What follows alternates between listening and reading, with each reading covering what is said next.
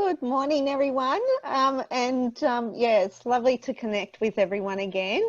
I'm Tanya from Capture Headshots and Photography, and as Mark mentioned, we're marketing photographers. So we help business owners to create the right impression for their business through professional photography, and we do product photography as well. And yeah, I'm the same as everyone else. I'm excited to hear Janeen speak today. I always have something to take away and learn from Janeen. So in the situation that we're in, I know that speaking online and offline is very important right now to keep our business alive. So yeah, so on to welcoming Janeen. So Janeen Vosper is from Speech Perfect, and she has gone from a shop girl to general manager of sales for a multinational, multi-million dollar business. Janeen understands what it takes to be successful in business. Having taken an underperforming territory from 0 to over 400,000 in sales in just 3 years, she has run on the board and now shares what worked for her with women in business. Since establishing her coaching and consulting business, Speech Perfect, in 2007, Janeen has worked with hundreds of people who run small and micro businesses to become confident, skilled communicators and be comfortable in the entire sales process. And by doing so, enables her clients to take their hobby business into the success of their dreams. Author of Good Girls Do Sell, The Modern Businesswoman's Guide to Authentic Selling, Janeen conducts regular sales and presenting workshops, has developed online training programs in sales and presenting workshops, has developed online training programs and confident business practices host. Sorry, Jane sent me a message and it popped up in front of my thing. Host We Are Women podcast and We Are Women mastermind group, coaches private clients and regular delivers presentations for business groups. Welcome, Janeen. Welcome. Thank you very much, Tanya, and thank you, Tanya and Jane, for talking me up, and the other guys that have worked with me. I really appreciate that. I'm just going to share my screen and make sure that is on. Why is that not coming up? There we go. Rhiannon's coming on, and why is the share screen? It's not allowing me to share my screen. Yeah, you're the co-host. Yeah, I know, but it's not. Oh, it is. There we are. I just had to pick the right screen. And we'll take it on to slideshow. We move that across. And you can't actually put the slideshow, just for those that are interested in PowerPoint, you can't put the slideshow on until you have got control of the computer. It changes it up a little bit.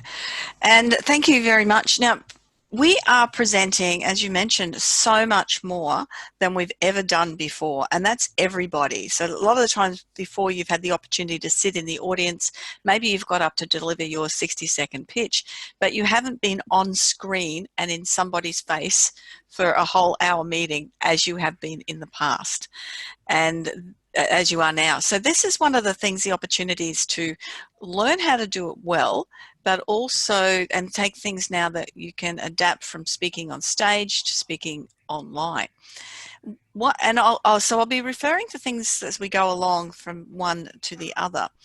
And so I'll get started, and then as we go to each point, I'll bring up each point. And please, if you've got any questions, if you can keep an eye on the questions for me, guys, and then I'd rather it be interactive as we go, and we can ask the questions. One of the things that, one of the reasons people don't start doing webinars, don't start getting online to do presentations, they don't stand up on stage and to be able to promote their business.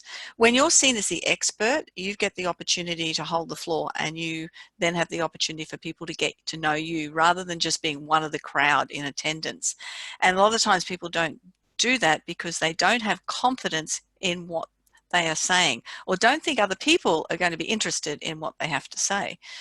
And another time they don't do it is they don't like the sound of their voice. I know when I started doing my podcast about 4 years ago, the first time I got one of the recordings, I've gone, that's not me. That is not me at all. But then when I realized it's what every other person has always heard me as in the past.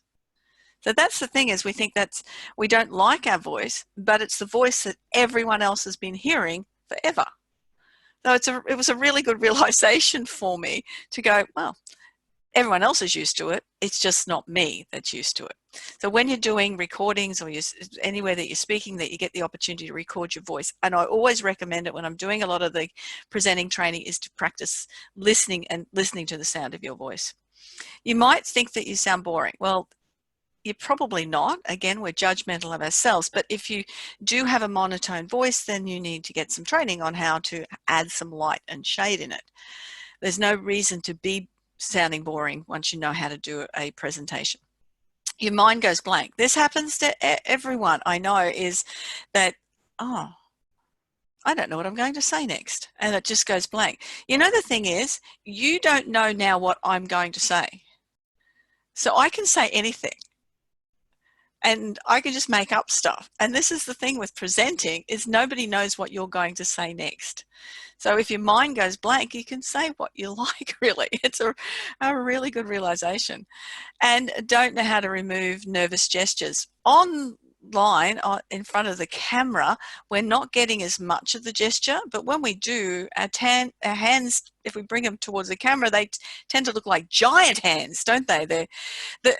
I don't have a background on. You probably have noticed that. I'm waiting for my green screen to arrive.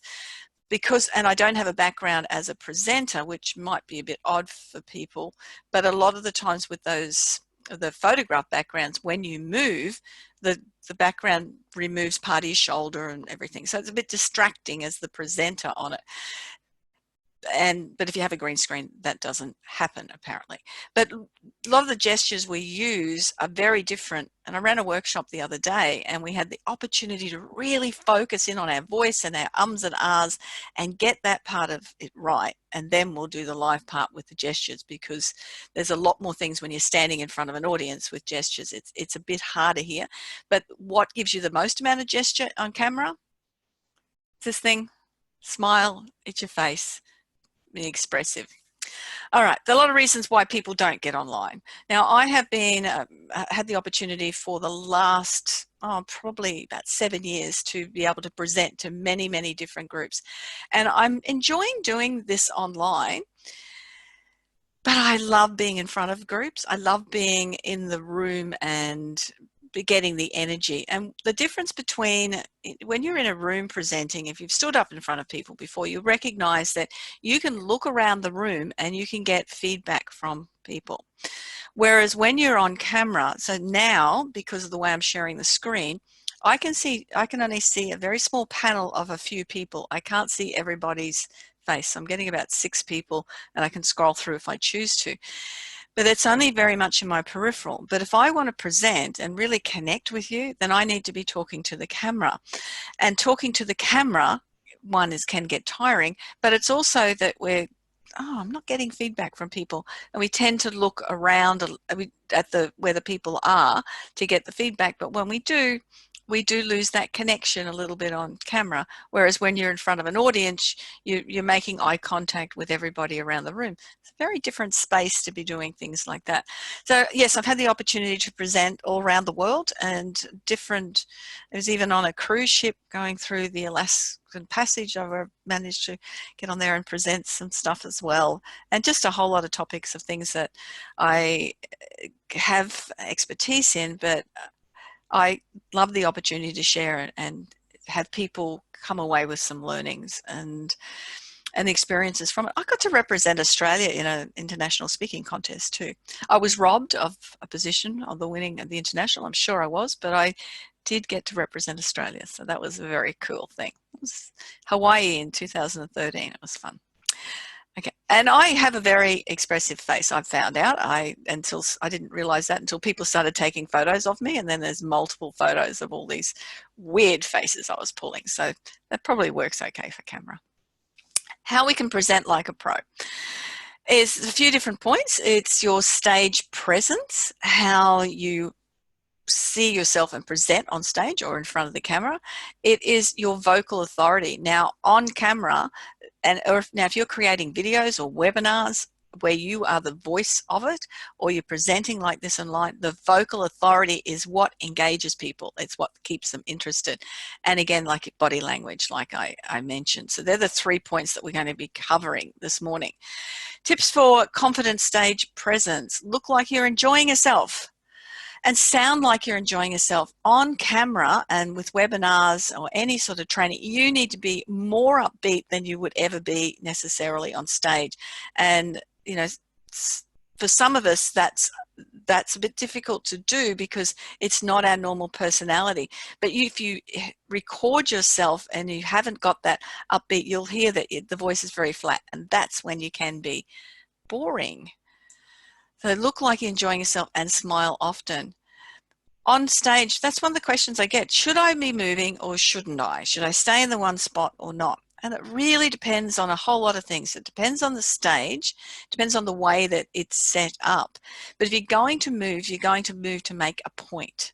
You're not going to move just to wander across the stage. You're going to, and usually one of the best ways, and we're covering a little bit of that this morning, is if you want to anchor an idea or a thought in a particular place, and every time you go back to that thought, you go back to that spot so that people start to go, oh, okay, she's going to make that thought there. Or you move that place as the future, and every time you want to talk about how someone can be better off and everything's better in the future, you anchor that in that particular spot. But we'll cover a bit of that.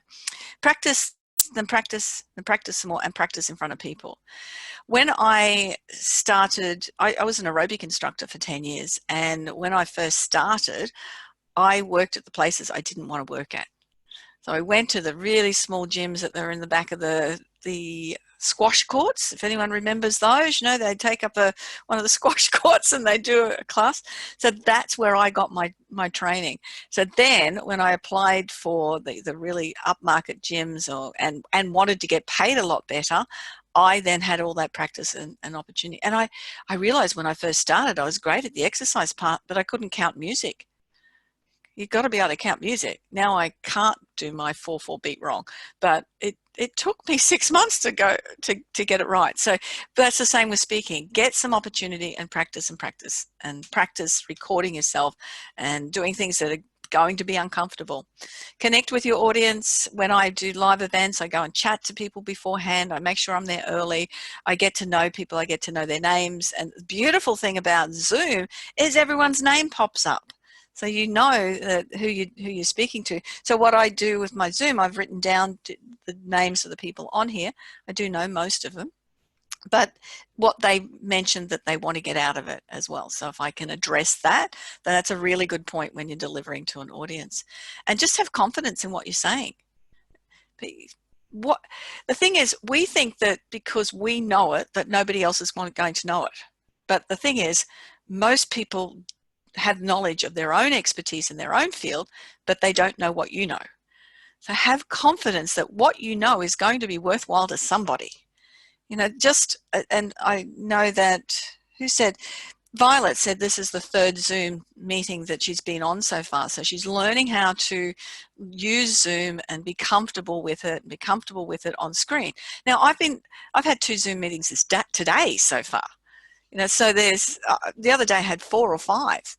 And I did just, 4.5, 5 hour training. I ran a training online. So I think it's easy, but others don't. So recognize that things are harder for other people, and you have expertise in fields that people want to know about. And that was one of the things with how it is at the moment. I originally pulled back when it first happened, and I went into a declutter mode, but that was really advantageous, was what I needed to do.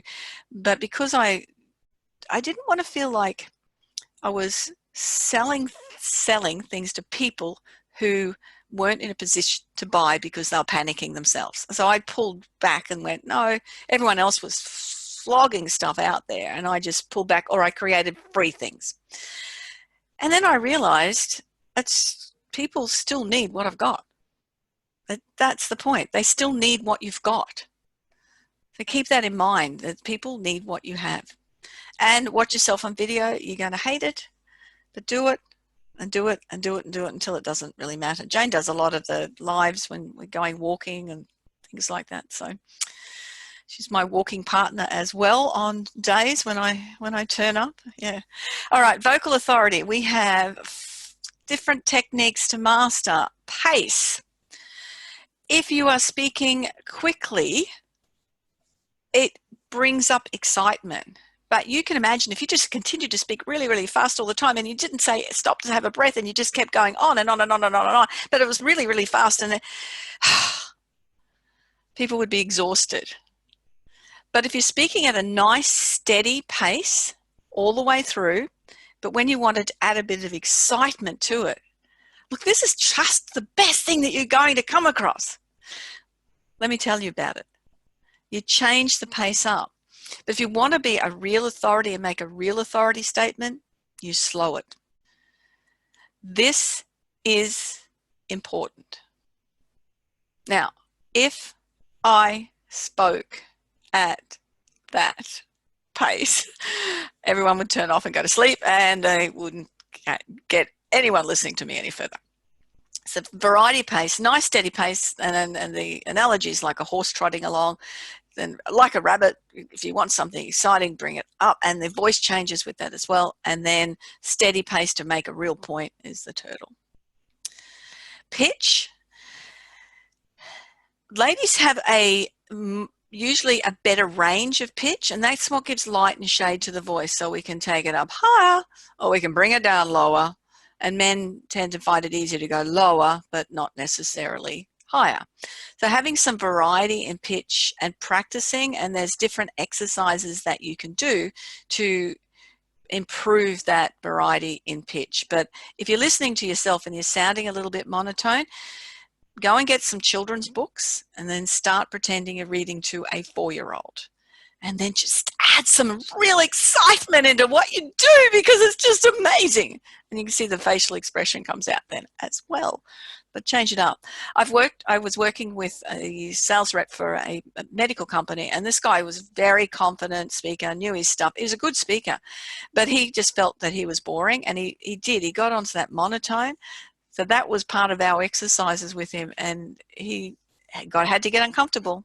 And that's what I do say with all of my training. If you're not uncomfortable, I'm not doing my job, because we want to make sure that if you're not uncomfortable, you're not growing. That's a given. If you just want to stay, I don't like using the word comfort zone. It's a confinement of anxiety. It's not comfortable. But if you want to stay there comfortable, you will not be growing. You'll not be improving. You'll not be changing. And when change is inevitable, so you may as well make the most of it. So if that's uncomfortable to you to read a children's book, go do it. Hey guys, pause and projection. Pause is my favorite thing to use to get some vocal authority. And you use it if you want to switch up a statement or a story that somebody's got that you're telling, or if you want to just stop and make a point. And sometimes the pause can be longer than you think it should be, but using it at the right place will make a point. And projection. If it's not too bad on here, if you are doing any recording, if you're doing any professional speaking, if you're speaking to any groups, get a microphone, get a headset of some sort. They're about $50. Do not do it with just to camera. It's okay in a group situation. I mean, I attend things all the time and don't wear my microphone, but if I'm speaking, the voice difference is a lot of difference with it if you've got a microphone on.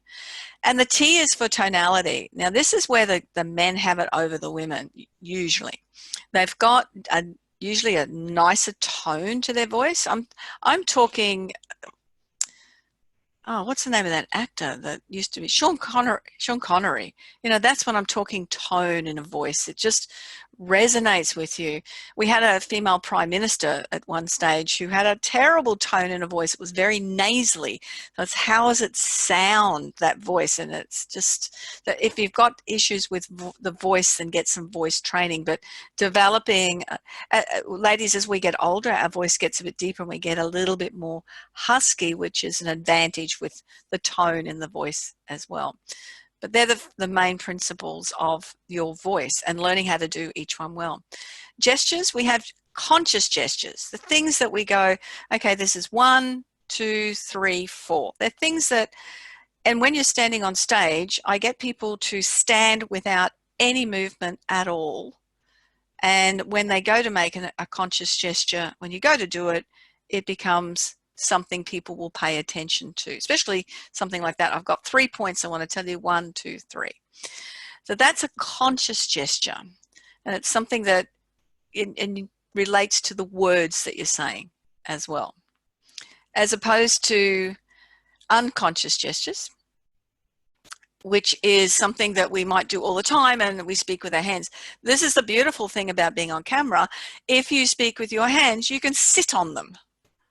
You don't need to have them going all the time. So with an unconscious gesture are things that we've got no control over, and they can just be a little bit radical and annoying.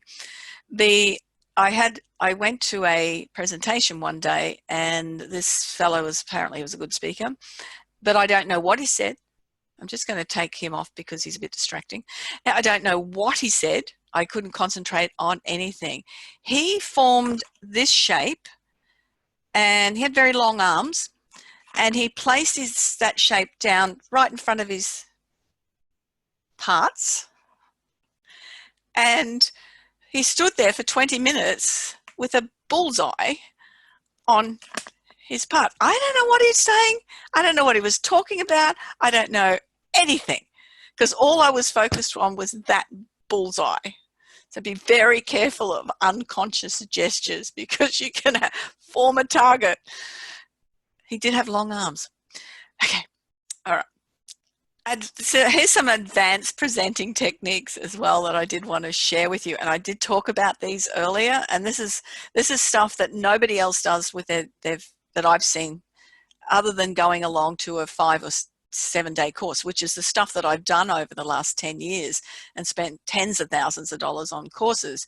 But so I bring this into my everyday 1 day training courses. It's phrase anchors, and this is really important. You've probably heard some people say, oh, I'm visual, or I'm kinesthetic, or I'm auditory, or auditory digital, meaning that you like things to be shown to you, or you like to listen to them, or you like to get a feel for them, or you want to understand them. And we all have a comfort zone that we sit in with our language. And if you're 50% of the population is very visual, so we tend to use words that are quite visual for half the population. If you're sitting in that visual framework, and you'll be going, imagine this, you can see what it will look like. So I've used three predicates. Actually, that's not what I'm doing, is predicates. That's the same thing. So they're anchoring those words in. I'm just jumping ahead of what I was going to do, but I'll cover it anyway. So that's anchoring those words, and they're words that you might be comfortable with. But if somebody is kinesthetic in the room and they want feeling words, you've totally disconnected with them. They haven't heard you at all, because that's not the way they have language. And I'm going to explain that a little bit more as well. And phrase anchors, these are things that if you are creating webinars to sell product, or having something where you want people to take action, and someone like Tony Robbins, they're just brilliant at doing these, and there'll be things they'll say, you know, the people who take action are winners. They might say that a few times throughout the presentation. So by the time you get to the part where you pay money, is that you are already thinking the people who take action are winners. Do you know what I mean? So these are things that if you listen to these speakers, you'll hear these phrase anchors throughout. the presentation. That this is a very advanced speaking technique, and it just gets people to do what you want them to do, basically. But because it's comfortable with it, but it means it's easier for get people to commit to something because you've already put it in their mind that winners take action. And you might rephrase that somehow. And when I do the workshops, we have a whole lot of phrase anchors, and there'll be one or two that'll really resonate with you or similar to that. And they're just things that you can use all the way through or throughout your presentations. Connecting with your audience, this is where I wanted to talk about the predicates. So we're looking at, say, a visual person. I might look, see, understand, look, see, imagine. I've worked with people and I'll go, just imagine this. And they'll go, no, I can't. And I used to think, surely you can. Everyone can imagine something. But no, if you're not visual, it's really hard to form a picture in your head. You can't imagine. So knowing how to use predicates all the way through and having a different predicates for the different learning zones. So if I wanted to connect with everybody, I would say something like, I want you to see how much of a difference this would make. It will really resonate with you when you get a feel of it.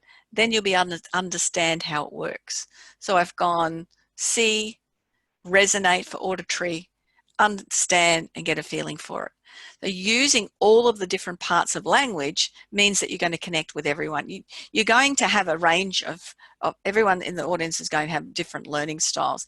If you're talking to massage therapists, there's a very good chance you might have a lot more people that are kinesthetic, but you don't know that. So developing your language and your speaking skills so that you can connect with everyone, get out of what's most comfortable for you and learn how to build that connection with everybody. And it's an art, but it can be learned, and it can be learned with practice as well. And operating in your space, and this is a little bit of what I was talking about earlier about anchoring points in your room and in your space. Very different online. I haven't figured out how to do it as much online, but you can still do it if you're talking with your hands, but it's still hard to do because we're working on that camera there. You could do something on camera. So if I look left, and I know that's my left now, cameras are reversed, so I'm not sure whether you're seeing that's left or right. But if I said, like, every time I want to go to the future, I'll go that way. But you know what? I used to think like that.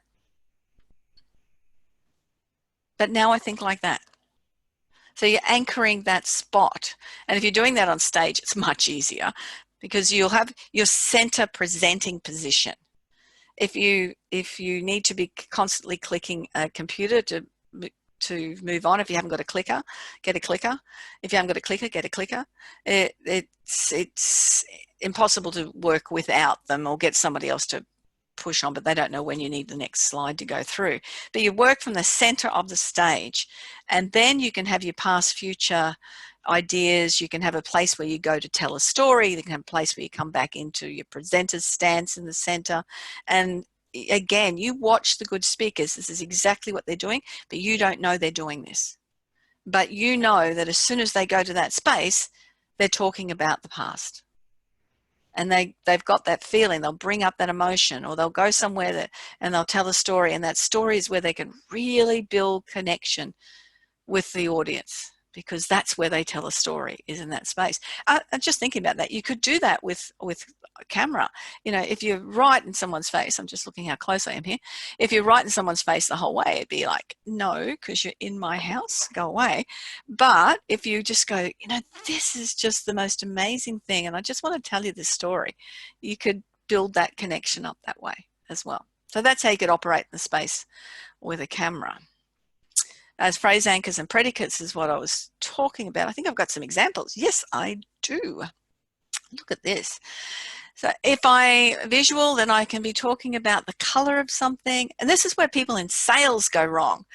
If somebody just wants something to be shown to them, but you know all about the product and you're going to take ages to explain it to. If people start explaining stuff to me, I just click off, it's white noise. I don't want to know. I want to know what's in it for me, of course. That's why I make decisions. But just show me pictures or show me stuff. It's just important for me to, or I want to get a feel of it. You know, I just want to go, does that feel right with me? Does that really, does that grab me?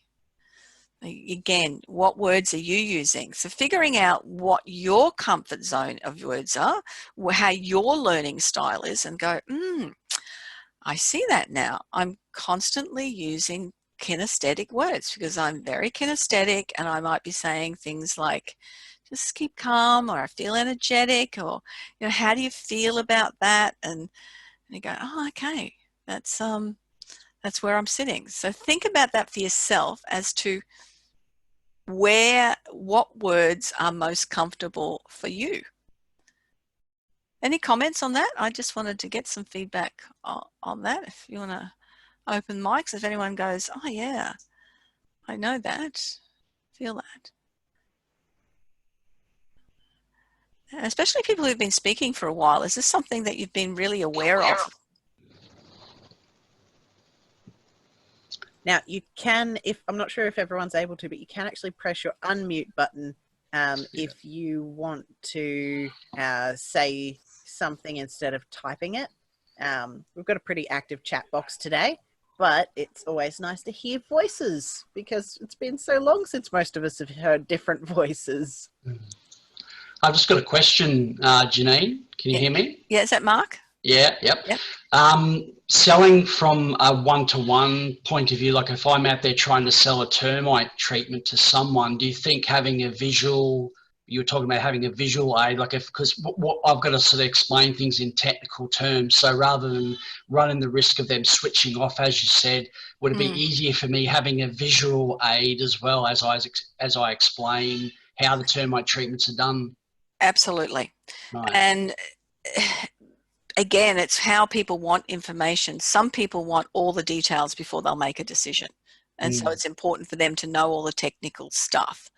But, if you show me something that says, this is going to get rid of my ant problem, and the reason we put this little thing down and it makes a difference because they can't go in the house, and you've got an example of one of those little things, yeah, that's fine. That'll work for me. Okay. I'm happy with that. Just don't. And I might ask a question, so how toxic is it for the grandkids or the pets or anything, and you'll tell me then, no, it's this particular product, don't go into too much detail again. But there'll be people who want all the detail. You don't know that. And when I work with people with sales and pitching and things like that, what we do is we know how to ask power questions to get that. And it's simple in your case, Mark, is to say, look, I've got a ton of technical information. I can tell you about how awesome this product is. Is that how do you want me to tell you that? Or do you want me just to explain how it will work and the benefits you'll have? And that way they answer the question for you. Yeah. Okay. And you're not guessing. Yeah. Yeah, and you're putting the power back to them and then giving them the position of going, what do I want? No, just tell me how it works. Just, I don't need to know the other stuff. But you word it like I did, this awesome product. You add all the right words into that as well, so that you've already pre-positioned that the product is awesome anyway. Do they want to know more about it or not? Yeah. So, right. Yeah. Okay. There's a lot. Language is really important with this because when you're on stage, you're selling a product, or when you're speaking to people, you're selling the belief in you. Even if you're not selling something, you're selling people to know, like, and trust you. And particularly when you're in front of camera or when you're up on stage. And so that sales component is always there, and it's using language. We don't realize how important it is to use the right language to be able to connect with everybody. Yeah. Any other questions up till here at all? I actually have a question, Janeen. Hey, Rhiannon. Hello. I'm really kinesthetic. Like, I have to fiddle with something. Like, I look like I've got my full focus, but I have to be doing something with my hands and textures and the smells and the feeling of things. is really important to me. But in this time of constant Zoom meetings and distance things, I find that I can't focus quite as easily when it's something like this. When you're attending or when you're speaking? When I'm attending more than speaking, but when I'm speaking, I seem to, like, my brain just sort of trails off and fuzzles out. And it's like, oh, I had a point. Where did it go? Whereas when I'm in front of people and when I'm talking to them in real life, it's like, nope, okay, every point, and then I can circle back with a joke if I forget something. Yep. And so I just want to show you what I have next to me. Yeah. Okay. Notes. Yeah. And part of it is notes of what people have said earlier for me, and also, again, you can fiddle with pens and things like that when you're online because nobody can see that as well. So yes, do that if you are kinesthetic, if that keeps your attention. I ran a 4.5 hours, 5 hours training the other day, and I'd run it the previous Friday and was exhausted. And I ran it with the lady that does the styling, Moana Robinson, so we shared it, but we're both exhausted. So when I was running it last Friday, the speaking one, I went, how am I going to do this so I'm not fatigued? And what I did was I moved the whole screen with everyone on it to my second computer. And I then either spoke to the camera or spoke to them. And it's like being in a room where you're looking at everybody around the room, and it created more movement for me. And I was not exhausted at all. I had a ton of energy when I'd finished. It was a completely different experience just by changing that one component of delivering the workshop. It was such a little thing. And so that, again, that's created this movement, you know, and both workshops we had done, we all got up every hour, we did things, you know, and had all that happening. But this one was very different experience. That sounds like a really good way to keep a kinesthetic audience sort of more engaged as well, which is another hard thing when we've got all this long distance stuff. Yes, yeah. And also let people know that I would be turning sideways. So if they're seeing me turning sideways, I'm actually talking to them and not talking to them. And because you're online for so long as well, which is very different than what we're doing here. Yeah, cool. Any other questions about anything there that we've gone along? And just again, if anyone's presenting a lot, have they got into the habit of knowing how to anchor things, how to use phrase anchors, how to use predicates and connect with the audience, because it's not about us. It's definitely not about us. So if Rhiannon, as a kinesthetic person, you're going to be using a lot of kinesthetic words just quite naturally, which I do because I know you well, and you do use a lot of those words. So learning how to be more auditory or more visual or more auditory digital, or just using those words, is important for you to do to connect with the other 75% of people who are listening to you. Because only about 20% of the audience are their leading learning.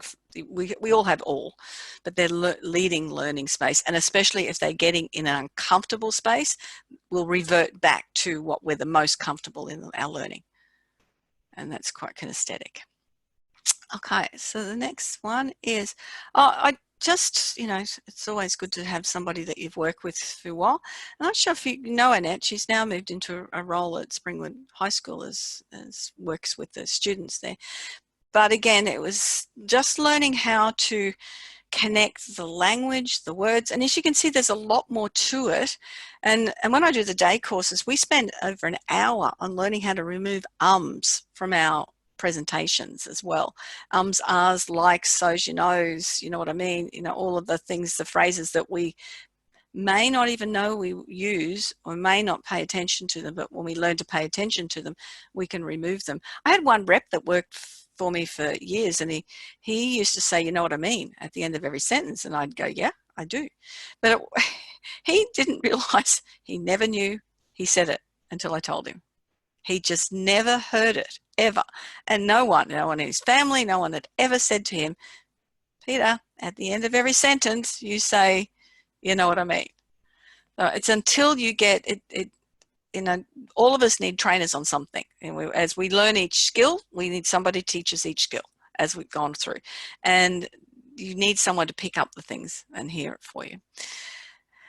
So what do you want to be doing with speaking? Now, I've heard a few people with speaking stuff, and Violet, I'd love to get in touch because I'm really happy to work with youth as a volunteer stuff. If there's anything that I can assist with that, it's yeah, I'm keen to do that. When I run my live workshops, I've always, the speaking ones, I've always invited somebody from public or athlete or someone based in Logan to attend those as a gift, because I think that's really important that the youth have that ability and to learn to do that.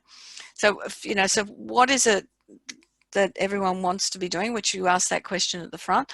What is it that you most want to be working on regarding professional speaking? So look, that's a really quick snapshot of things, but hopefully it's given you the opportunity to think about, how do I do that? How do I speak to that? How do I use my language? How do I use my words? How do I pace it out? How do I use pause? Am I using too many ums? Am I dropping them in there? Do I drop off my words? Do I upspeak? That's my biggest dislike. There's so many radio newsreaders. On 4BC at lunchtime, there's a guy that reads news that goes, so where do you want to be speaking? What is the most thing? What you wanted? I can't even do it. But everything on the end of the words goes up. Speak. It's not a question. These are questions, but they're not questions. They're statements. Learning. Am I doing that? You don't know if you're doing that, and all it's doing is disconnecting you from someone because they're going, I don't know what's wrong, but I can't connect. So, oh, okay. That was just ignore that. That was a presentation I did the other day. Okay, what you want to be doing with your presenting is make them laugh, make them cry, but whatever you do, make people feel something. So feel like they have, you know, enjoyed it, feel like that there's something they've got out of it, whatever you're doing, presenting stuff that they have done. So I did have a really special offer. I've just done this for the online groups at the moment, and it's not something I would normally offer, which I'll show you. But before I do, does anyone have any other questions before I go? I'm not sure how the time, I think, is pretty right, isn't it, girls? Yeah. We just passed 11. Okay. So I'm wondering, instead of saying and like and those sort of self-soothing phrases that you get when you're a bit nervous, would it be better to have a pause instead? Stop. Yep. The reason we fill it with an my theory, is that when we're having a conversation with friends and we're all having multiple conversations, we're jumping in and inside each other, as soon as we stop talking, somebody jumps in. So instead of, we don't want that to happen. So we're used to going, oh my gosh, you should have seen what happened on the weekend. It was brilliant. And we'll fill that space, because if we stopped, if we had said, oh, you should have seen what happened on the weekend, it was brilliant, but someone's jumped in the meantime and they've got their story going on. So I think that's my theory as to why we do use a lot of filler words. But pause, and that's what we do in the workshops, is I spend about an hour and we learn how to use pause to fill things instead. And so pause becomes comfortable, because sometimes we're thinking that pause, even when the pause is too long, when it sounds like it in our heads, but it's not either. But yeah, thanks, Rhiannon. Any other questions from anybody before I show you this amazing offer? And again, I just popped it on this morning, so here we go. Thought about it. I have an online training program. It's valued at that much. That's I haven't been splitting up my online training programs, but I've had a few people requesting this particular module.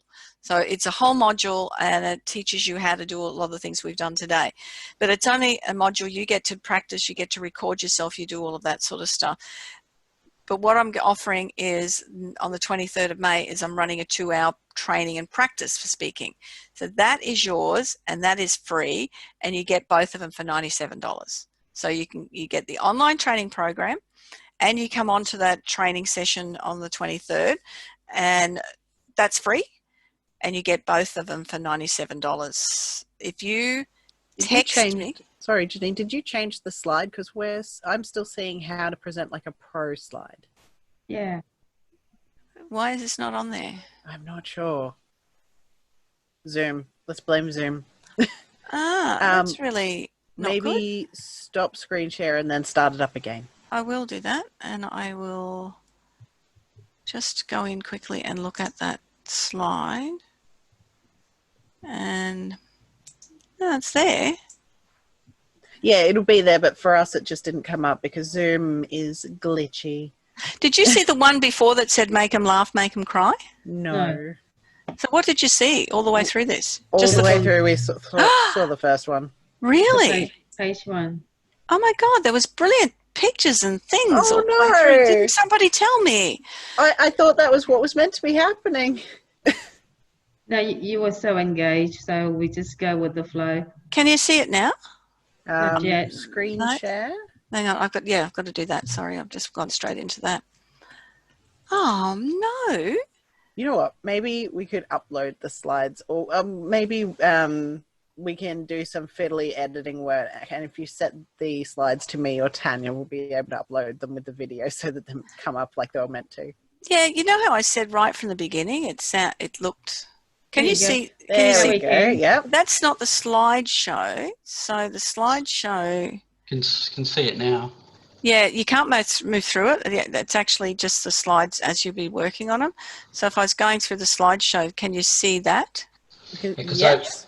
I saw you do that at the beginning. You went into that screen to start the slideshow, but yeah, throughout it, it didn't actually pop up. So no, that would have been Oh, that's working. It's looks changing. good. Yeah, it looks great.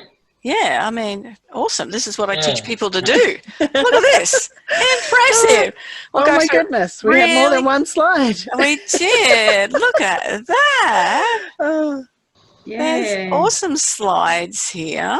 When- I agree with everyone else, Janeen. You were so engaging. I was taking in everything that you were saying. And I said to Oh, you, you I'll got take this video? one off where this person's going crazy with the unconscious gestures. Look, I didn't know what you meant.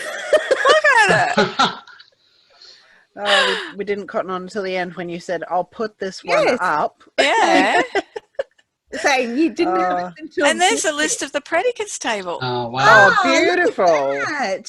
Wow. Oh, well, that's, yeah. And there's a thing from Annette. There's a really nice testimonial, blah, blah, blah. I was talking about it, but you weren't reading it. You didn't make sense. A whole lot of stuff doesn't make sense. And let me just, I put this in here there now. You That's know what?